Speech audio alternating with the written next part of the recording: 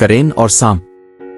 دریا کے کنارے کے قریب ایک جنگل میں محض ایک کرین اپنی بیوی کے ساتھ رہتا تھا۔ وہ بہت ناخوش تھے۔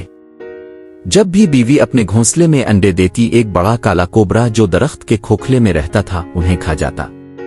کرین کا ایک دوست کیکڑا تھا۔ وہ اپنے دوست کیکڑے کے پاس گیا اور اپنا دکھ بانٹا۔ میں بہت نا امید محسوس کر رہا ہوں۔ اس چور چور نے ہمارے انڈے پھر کھا لیے ہیں، کرین نے غصے سے شکایت کی۔ فکر نہ کرو، کیکڑے نے اطمینان سے کہا۔ آپ کو نا امید ہونے کی ضرورت نہیں، جب آپ کا مجھ جیسا دوست ہو ہم کوئی حل نکالیں گے۔ کیکڑا کوئی منصوبہ سوچنے بیٹھ گیا۔ اچانک وہ چھلانگ لگا کر کرین کی طرف لپکا۔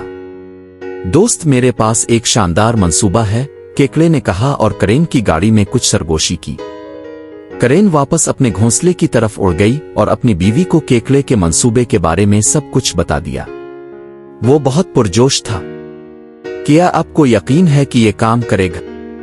بیوی نے پوچھا۔ مجھے امید ہے کہ ہم کوئی غلطی نہیں کر رہے ہیں۔ منصوبہ کے ساتھ آگے بڑھنے سے پہلے 2 بار سوچیں۔ لیکن کرین اس منصوبے کو آزمانے کے لیے بے تاب تھی۔ کرین نیچے دریا کے کنارے پر اڑ گئی اور مچھلیاں پکڑنے لگی۔ اس نے کئی چھوٹی مچھلیاں پکڑیں اور نیچے اس سوراخ میں چلا گیا جس میں ایک منگو رہتا تھا۔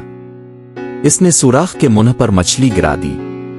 پھر اس نے ایک اور مچھلی لی اور اسے پہلی مچھلی سے تھوڑا دور گرا دیا۔ اس کو دہراتے ہوئے اس نے مچھلیوں کی ایک پگڈنڈی بنائی جو اس درخت کی طرف جاتی تھی جہاں اس کا گھونسلہ تھا۔ منگوز مچھلی کو سونگھ کر سوراخ سے باہر نکل آیا۔ آہ، ایک مچھلی!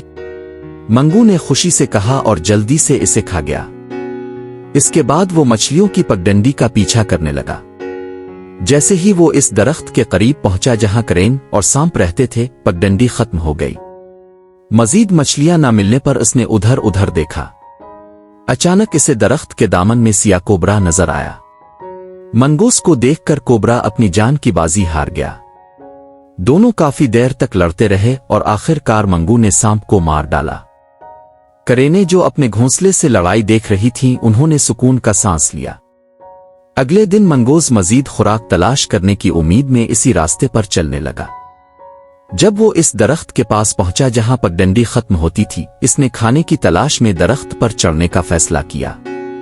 کرینے جو دریا کے کنارے سے دور تھیں وہ منگوز کو درخت پر چڑھتے ہوئے دیکھ کر واپس آئیں۔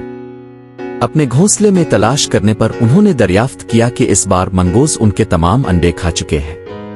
افسوس، ہم نے صرف ایک دشمن سے جان چھڑائی تاکہ دوسرے کو تلاش کیا جا سکے، کرین نے اپنی بیوی سے کہا۔